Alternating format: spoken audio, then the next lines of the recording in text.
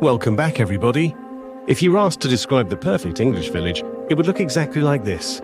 This is Bishop Burton in the East Riding of Yorkshire. It's famous for its uniform white cottages, its stunning agricultural college, and, most importantly, the pond that sits at its heart. But while we see a scenic landmark today, for 1,000 years, this water was the only thing keeping this village alive. Bishop Burton isn't just an accidental cluster of houses. Its history is heavy. Mentioned in the Domesday Book of 1086, it was originally Burton. The bishop was added because the manor belonged to the archbishops of York for centuries. They had a palace here long gone now, where they could escape the city. But look at the geography from above. We are on the edge of the Wolds. The ground here is chalk, porous and dry. In a landscape where rainwater sinks hundreds of feet into the earth, a natural clay-lined hollow that holds water is a miracle.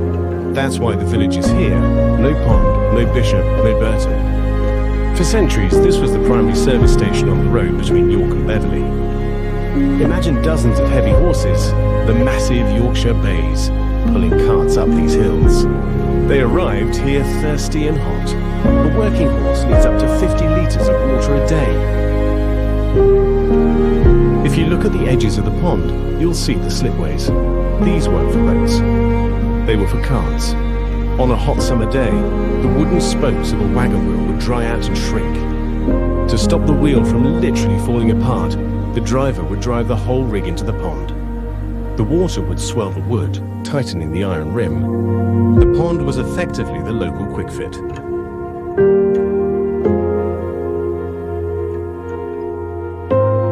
Why is everything white? That's thanks to the Watt family, who owned the Bishop Burton estate in the 18th and 19th centuries. They created a model village, mandating the whitewash and the specific aesthetic we see today. But with those beautiful thatched roofs came a terrifying risk: fire. Before modern plumbing, the pond was the village's only fire hydrant.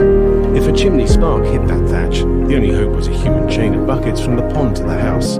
The pond wasn't just a garden feature, it was the village's life insurance policy. And then there are the ducks. In Bishop Burton, they are as much a part of the population as the people. Historically, the pond was common land. Even the poorest villager, who didn't own a single acre of woldland, had the right to keep ducks on the pond. They weren't just pets. They were a self-sustaining food source.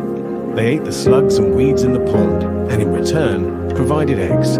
Today, they are the only ones who still use the mere for its original purpose, survival. For us, the pond became ornamental. For them, it's still home. Today, Bishop Burton is home to a world-class agricultural college, continuing the farming legacy that built this place. The horses are gone, replaced by tractors, and the firefighting is handled by hydrants. But the pond remains. Thank you for watching. I hope sharing my little part of the world inspires you to go out and explore where you live. If you enjoyed this video, please like, comment and subscribe for more. See you next time.